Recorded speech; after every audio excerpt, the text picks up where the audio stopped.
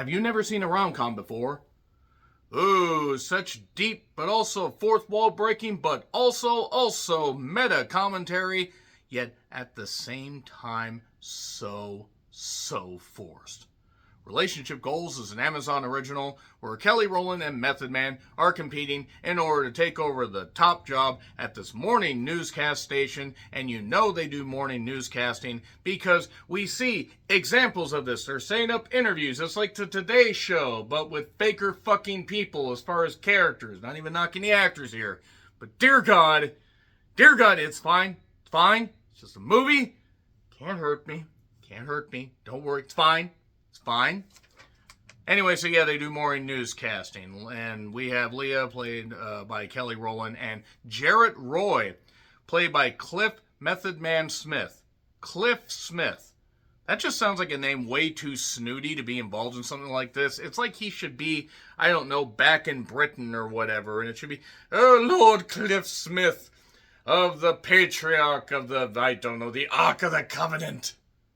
So anyway, basically these two are sniping at each other a whole lot in order to compete for this job because it turns out they are exes. And Leah has a list of things that she wants a man to be. Jarrett is trying to convince her that he has changed, and part of the reason he says he's changed is because of a pitch that he has to help out with the company. A book called Relationship Goals, where he said, this book changed my life, and I know it'll help others. And okay, it's a fake book. No, it's not. It's actually because this film is based on a book by Pastor Michael Todd. But don't worry, Pastor Michael Todd is not in this movie. At least that's what you would think, except he is. And I don't know this guy. I have never heard of this guy before this movie, but he has an interview in this, and also we see seen at his church, and he talks about basically using scripture and using words and whatever to basically break down relationships and make it about what you want. And okay, sure, everybody deserves to find love, at least the good people out there.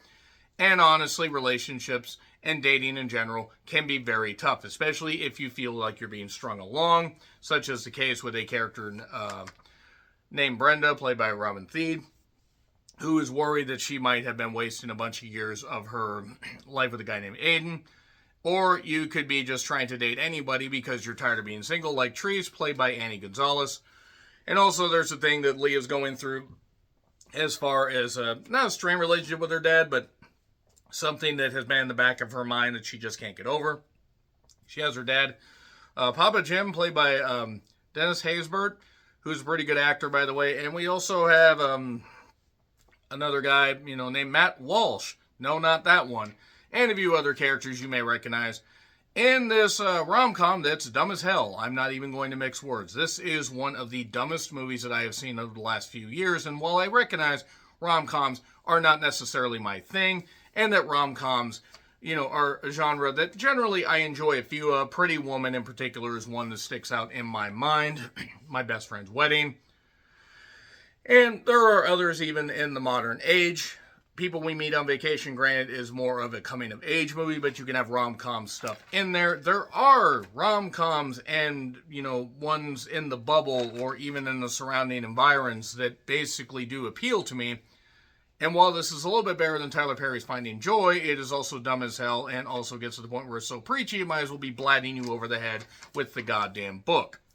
And I don't care if that goddamn offends people, because I do not care if you use religion to build your life and make it better, as long as you use these storybook teachings, and that's what they are, to not be a bigot and not be a hateful monster and stuff like that. That's fine. And I don't actually, even putting that to the side, the movie itself is so bland with such generic characters that had aliens popped in, like in that movie Run, I actually would have thought that we were in the same goddamn universe. So I'm going to get into spoilers, by the way. That's just so you know. So yeah, it's on Amazon, 3, 2, 1, and spoilers.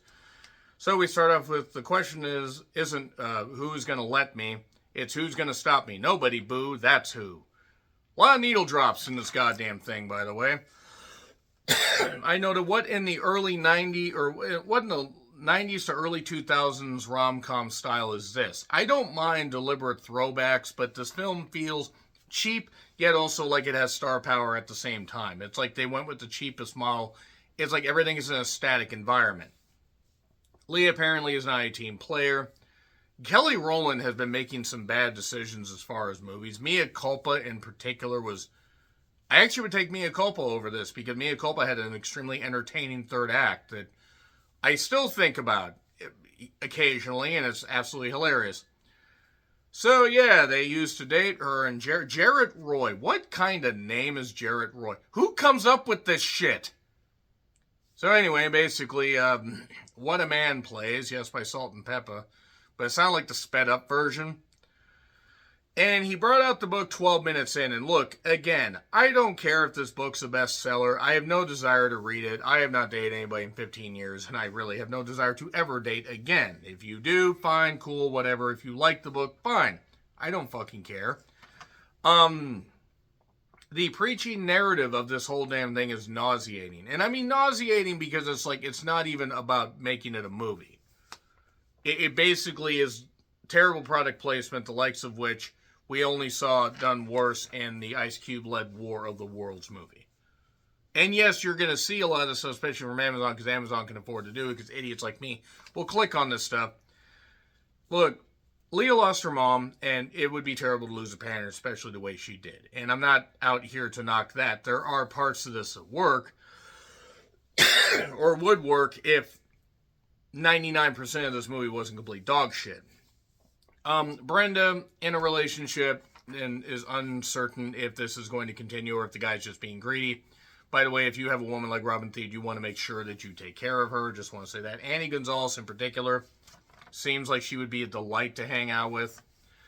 Method Man apparently is in his mid-50s now. That is very, very surprising. He does apologize for his past cheating to Leah and remembered her favorite drink, a Cosmo. I felt like going up into the cosmos without a spacesuit because it probably would have been less painful than watching this. And yeah, they do the interview with the pastor and his wife, his actual wife. And look, I'm sure they're nice people. Maybe. I don't know. They could be hiding skeletons in her goddamn closet for all I know. But you don't need to make a movie around this. And no one talks like this, is what I noted. Anybody. Like, if you talk like this, you are a robot, or you are basically being programmed by, like, some kind of weird, like, I don't know, AI thing. We then go to the church. Lord, no, ironically. So the road trip for the exes, basically because of, like, I guess weather issues that we never really see because they couldn't afford it. We get End of the Chode. I know it's End of the Road, but I felt like making fun of it. And there's one where they stop at a diner, and this old waitress named Doris, I would have rather followed her exploits and seen what her life was like, because it was far more interesting, that fish story that she told. And Therese is desperate to date. Brenda basically ends up leaving Aiden. Therese ends up going on some speed dating, which would be terrible. Aiden feels bad, but at the same time blames the book for poisoning her. I mean, whatever. Like, maybe just commit or don't. Like, just if you want to just date around or you just want to sleep around with people, that's fine. Just be honest about that. That's really what it is. At the end of the day, dating is just about honesty. There's a part where some trolley sour worms are used, as well as like macaroon cookies or whatever the fuck that is. And there was a guy named Quentin, not Sam Quentin. Felt like been Quinn Martin production. I think Quinn Martin now could have done a better movie, and I think he'd been dead for at least 30 years. But yeah, there was a point where they basically, Leah and Jarrett Roy, that's just such a stupid name, are just sniping at each other, but also they compile notes. And this guy, Sam Quentin, basically says, you know what, I'm just going to take your notes and leave me alone, I'll edit this. And they edit this interview and make this thing really good, because earlier they were arguing in Brenda's ear. And Brenda was tired of this shit and just threw the earpiece out of her goddamn head. There were attempts at comedy that fell flatter than, 4 o'clock, I guess. But the interview goes good. The exes end up getting together. She thinks it's a mistake. She still has her walls up. Aiden apologizes to Brenda. he took notes to make sure he got this right. And to be fair, it's not that it's not genuine, because if you write the stuff in the moment and you're making sure that you get the stuff right, that's okay. But, yeah, it's a fine line. Anyway, later he proposes to her. And Jarrett Roy ended up taking himself out of the running because he knew that it meant a lot to her, and he was going to take another job doing Audible work at Amazon. They actually said that. Just, God, Amazon, please. The Wrecking Crew at least was sort of fun, and you didn't have Amazon placement there. And it would be tough losing a parent like that, and she has an emotional moment with her dad. That would be emotional if the movie wasn't so dog shit. She now has to go get him. And she goes to the airport, but not before, and I'm not even kidding. By the way, there is a line in this, I Amazon the book. There is a line in that. Yeah, so anyway, I retroactively regret ordering from Amazon now because of that. But have you never seen a rom-com? And that is what I believe Treese says. So many of the people in this movie deserve so much better. And she basically tells him how you feel, or how she feels, and that it's like a hate-love thing. Hate-love, I can work with that. Yeah, I hate this movie more than I love, well, I pretty much love film in general. I think I really do hate this film, the more I think about it. And Brenda gets married. The pastor appears again, because we just have to include him in there. Did he fund this thing? Genuine question. And then we have What a Man play, and just, God, I hate this. I hate this so much. Why do you guys make me do this? Why? Even though I'm cutting down on movies, I'm trying to, also do stuff for the people. God damn it.